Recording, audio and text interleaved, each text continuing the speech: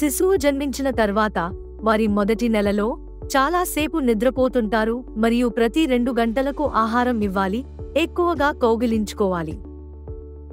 శిశువులు మొదటి కొన్ని రోజుల్లో వారి శరీర బరువులో 10% తగ్గుతారు. తర్వాత క్రమంగా బరువు పెరుగుతారు. శిశువుల చప్పరింపు రిఫ్లెక్స్లు పుట్టిన వెంటనే రొమ్ముపైకి లాక్కునేలా చేస్తాయి.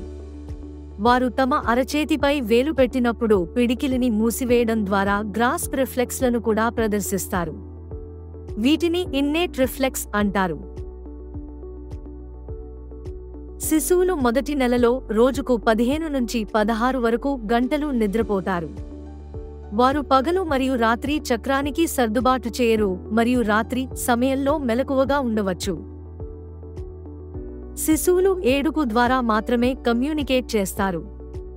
వారికి ఆకలిగా అనిపించినా, అలసిపోయినా, తడిసిన డైపర్ కలిగినా లేదా ఏదైనా నొప్పి లేదా అసౌకర్యం కలిగినా వారు చెప్పే ఏకైక మార్గం ఇది.